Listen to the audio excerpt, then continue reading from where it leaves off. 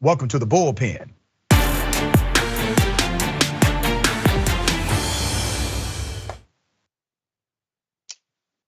In the bullpen today, we got former US Congressman Trey Radel out of the state of Florida. We're going to chop it up about policies connected to DeSantis, who is, yes, a rising star, I guess, in the Republican Party. Trey, good day. Thank you for being on Indisputable. Always great to be with you, my man. Okay, let me first start with your support, I think, of Governor DeSantis. Why do you support him? What policies do you stand behind? Where do we start? So I would start big picture, just very generally speaking, as a conservative. And I would also say that Governor DeSantis, who's around my age and I consider a friend, I was sworn into Congress with him. He is a libertarian-leaning conservative, and what that means is he believes in some of the things that you and I have talked about, which include police reform, which include, while he has not been public about this, I know that he has expressed his views about the war on drugs and other things, again, that you and I have talked about. What I love mostly is that our state, while New York and California and others were put into senseless lockdowns, putting families out of work, unemploying people, locking them down into their homes, and all of the horrific things that we saw come with that, Governor DeSantis kept our state open. And he did so because he followed the science. And the science still today is vindicating him, showing that our unemployment rate is low, our economy is booming, and we didn't have to destroy our economy or our state, and we were still open, and yet our numbers when it comes to hospitalizations and infection rates of COVID are basically equal to about California and other states that locked down hardcore, and we did way better than New York. Yeah, let's argue some of the nuance here. So number one, you have basically claimed on this show that Governor DeSantis is in fact close to being libertarian like yourself. In some ways now. Okay, well, let me ask you about this way then. Because typically you guys are not for creating new laws.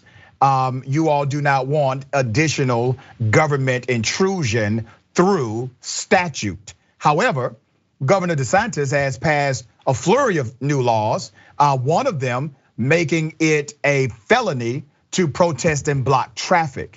Also giving civil immunity to individuals who run over protesters who are blocking traffic. And then he creates a new slew of laws that will mandate the teaching of communism as evil in curriculum in Florida. All of these are laws, new laws that are really, come on, man. Those laws are silly as hell, especially if you are a libertarian who believes in self-regulation rather than the government telling you how to behave. Where am I wrong here? You're not. The communism thing, let's set that aside for a second. In terms of enhancing the block traffic thing, I think that they're creating a felony where there wasn't much of a problem. Look, let me also share some of the things. So you're saying that was wrong? Like you're saying that was wrong to do? Okay. Look, you love, I think, you like to have me on here, especially when you get to have me slam Republicans. No, and I will slam this. Trey, come on, don't do that. Trey, you literally told my producers this is what you wanted to talk about. I said yes. Okay. So that look, man, I'm just having a phone here. So okay. I'll be critical of this Republican-controlled legislature in some of the other things that they're doing. I am very apprehensive about having the government step in and start telling private businesses how to do their business. So let me give you two examples here in the state of Florida. Well, before you get to those examples, just really quickly, because you said that you were critical of the Republican-controlled Florida legislature. But remember, Governor DeSantis, your friend, pushed the legislation and signed the legislation and then held a press conference about the legislation. Are you also critical of Governor DeSantis, who in fact is so he's the catalyst behind it? Yeah, absolutely. Okay. Yeah, dude, I'll be critical of everybody, including hardest on myself. The other things that Republicans have done that I'm just not comfortable with is the way that they are trying to infringe on what Democrats and Republicans seemingly hate today, which is big tech, and telling them how they can or cannot operate their business in terms of deplatforming people, who they can take off, what they can censor. That's one issue.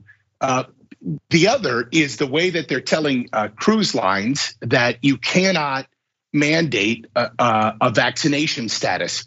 Look, with both of these things, though, I think that liberals and conservatives today should start at minimum taking a look at what we're dealing with in society. And when it comes to big tech and deplatforming people, I think the Democrats would have a pretty different idea of how we should be regulating big tech if Ilhan Omar or Rashida Tlaib, or let's even say Joe Biden, were taken off for some of their racist comments.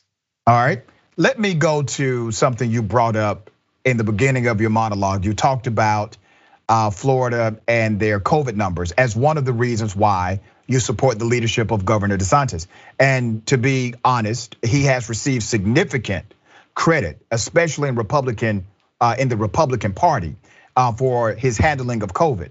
But don't there's forget the New York Times and CNN recently doing articles showing that Ron DeSantis has been vindicated after they friggin' threw everything at him at the beginning of it. But I actually do research, so let me provide some context. They did not. If you look at every major county in Florida, the death rate was nowhere near the death rate of San Francisco. Nowhere as low, as the death rate of San Francisco. Now, you all call out San Fran and call it a liberal city, and it is a progressive city, and these are far left radicals running the city. But that city literally had better numbers than any major county in the state of Florida as it relates to COVID. And it was all based on policy. So let's do a direct comparison. You have the policies of San Francisco being implemented, mask mandates, shutdowns, mandated social distancing, the whole nine. Well, what was the outcome? The outcome was that their numbers were superior to the numbers of Florida. But you all promote the numbers of Florida as if their numbers were superior than the others who implemented policy to make sure that people were protected. The lowest rate is that of Monroe County, that's the Florida Keys, at 65 per 100,000 population. County authorities shut down tourist businesses on the Keys. At the end of March, the county authorities went against the guideline of DeSantis at the beginning of the next month. So you literally had county officials. That's not that last part is not true. And let me finish. Let me finish. But that part's not true. Let me finish. That's according to the LA Times.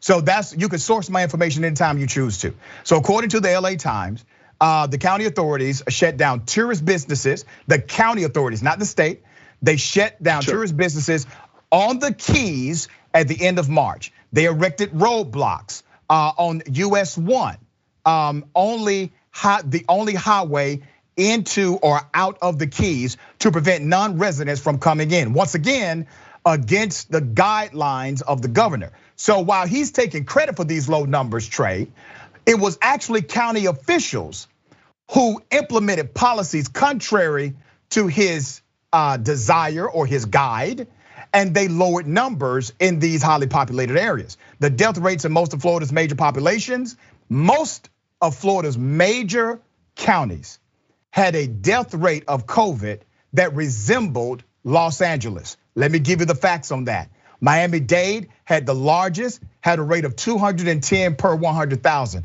That was similar to California. Palm Beach, 173 per 100,000. St.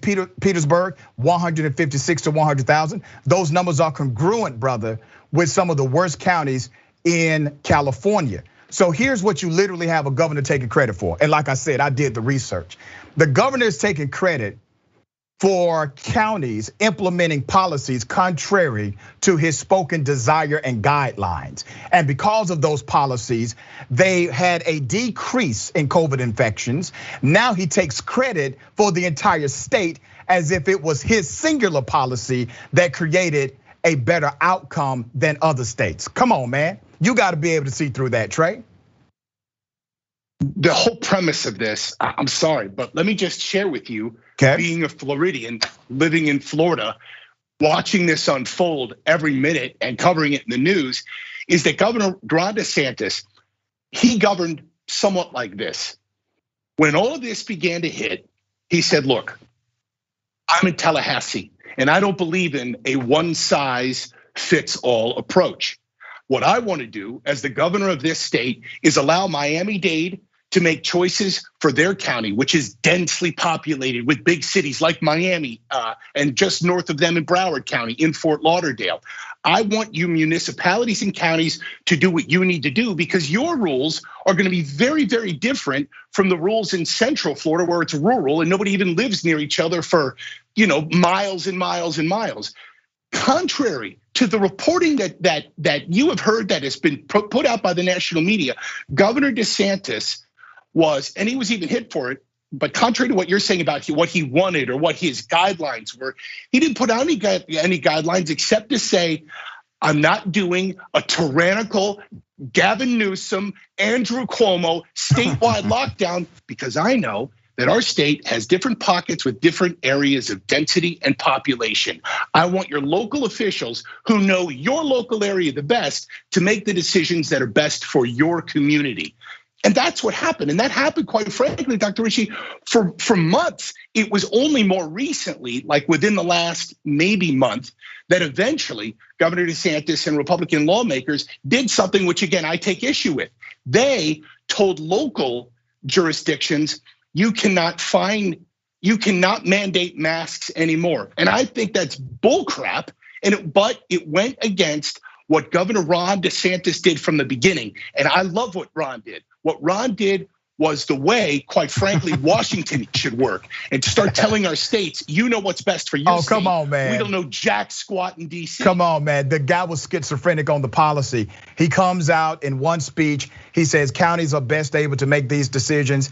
A lot of what you see in the positive aspect of the numbers being low was because of Democrats in these counties making rules, making mandates so that they could decrease their numbers. He then takes credit for what Democratic policies did in the state, and he turns around and gives them a mandate that he said he would not give them. Come on, Trey. But that's discrediting what was happening in all of the other counties. And there's another big picture to this. Let's take a look at all of the what policy did he implement? Just answer this one question. What policy did he implement that led directly to the lower numbers of COVID in those democratically controlled counties in Florida? He did nothing. Exactly. I think I can move on now, brother. Yeah, but he's taking all the damn credit, Trey. Come on, man, be genuine about it. Dude, I don't come on here and not be genuine. I'm telling you that Governor DeSantis' style of doing this, he was the best in the freaking country. He was better than Newsom, way better than Cuomo in the way that he handled this. He did what, quite frankly, Washington, D.C. should be doing today, which is leaving decisions up to the states, more power to the states. But that's not what he's doing now. That's not what he's doing now. He is literally, based on your own political ideology, he has decided through action, executive action, to take rights away from private companies. How can you say that is okay to do when you also say you are a libertarian, you do not believe in government intrusion, and these laws are excessive? I'm very critical of Governor DeSantis's stances and eventual pushing in the Republican legislature, pushing it through to begin infringing on private companies. I got a problem with it. Okay. I mean, I have a major problem with it. However, and I think a great conversation that Democrats, Republicans, progressives, and conservatives should be having in this country today is, what does constitute the public square? I mean, Doctor, you're telling me that you wouldn't be pretty pissed if a Rashida Tlaib, Ilhan Omar, or even Joe Biden or whoever got deplatformed from Twitter, Facebook, and whatnot, where these are very powerful tools for politicians to get their message across.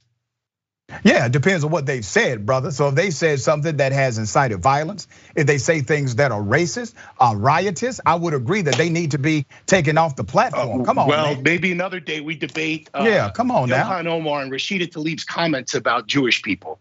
Okay, all right, we'll do that next debate when you come back. I only have a few minutes left with you. I got it. Let me go back to another dynamic connected to your friend, Governor DeSantis. I think you do believe that racism exists, correct? Oh man, it exists. It's a horrible stain, right, in America. Right, absolutely. Well, DeSantis does not believe in systemic racism. He does not believe it actually exists. As a matter of fact, he said, and I quote, systemic policies that perpetrate racism and the conversation of systemic racism is absolute. And he used this terminology, horse manure. Do you agree with DeSantis that systemic racism is horse manure? No, I don't know any of the context of Governor DeSantis saying that. He said, I just told you. He said it was horse manure. I don't know the context of it though, Doctor. Look, Ron is a good man. And I consider him a friend. I'm not on here to argue, brother. I know that. He probably is a decent guy to you.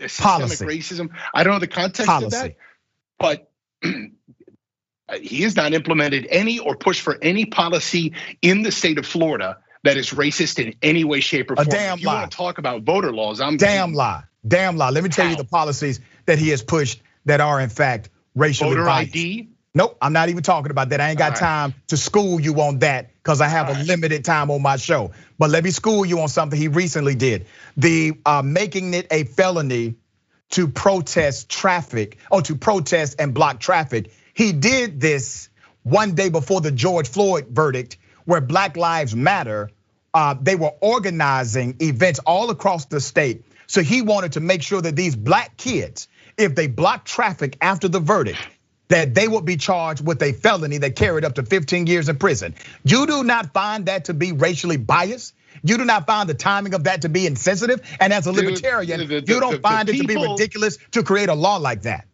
Yeah, I do. I just was critical of it. I don't think that it should be. No, you just said you were critical of it, brother. You weren't actually critical of it. You just said, oh, I'm critical of it, and you kept moving. You're not actually critical of it.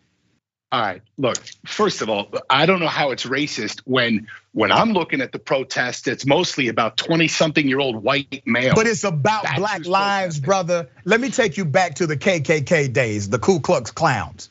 Remember, they killed black folks for trying to insert their own rights, but they also killed white people and they called them N-word lovers, right? They got clumped in the same column, brother. So while yes, you have a lot of our woke white brothers and sisters and brown black brothers and sisters on the side of justice with black folk, still the laws are meant to penalize their specific protest for Black lives. That is a racial bias issue.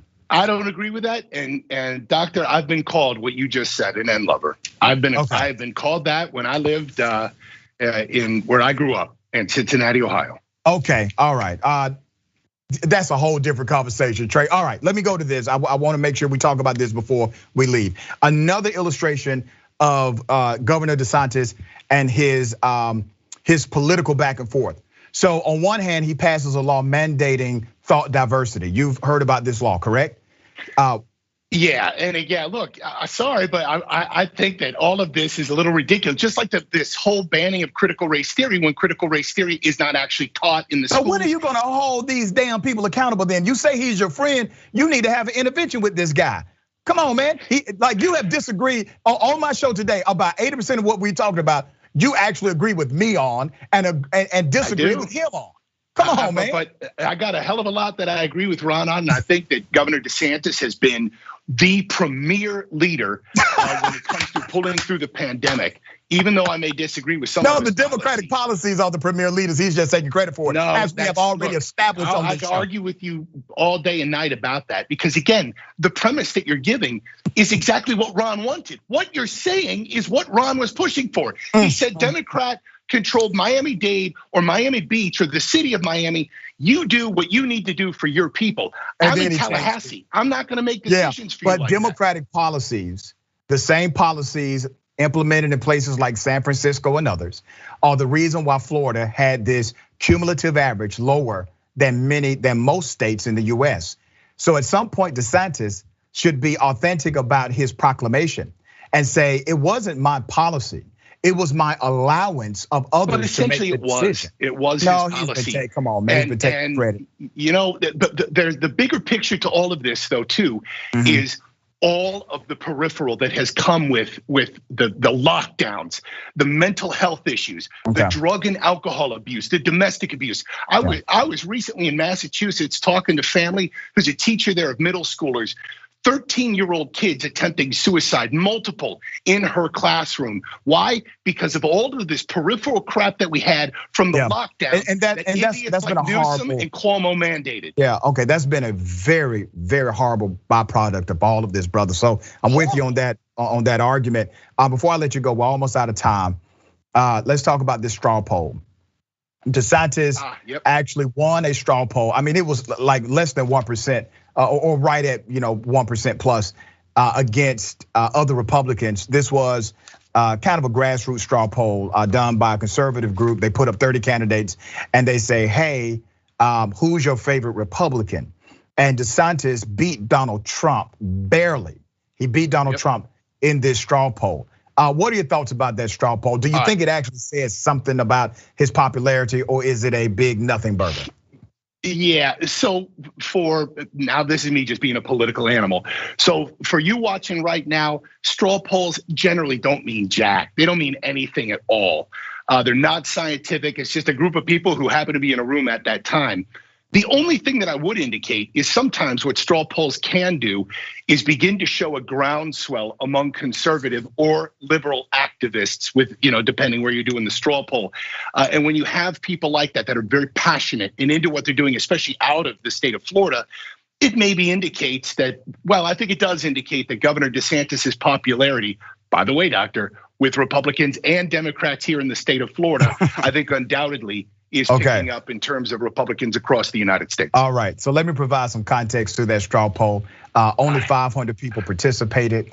You're able to literally vote on more than one candidate. You have 30 candidates that are clumped in. You can literally manipulate how the vote is done.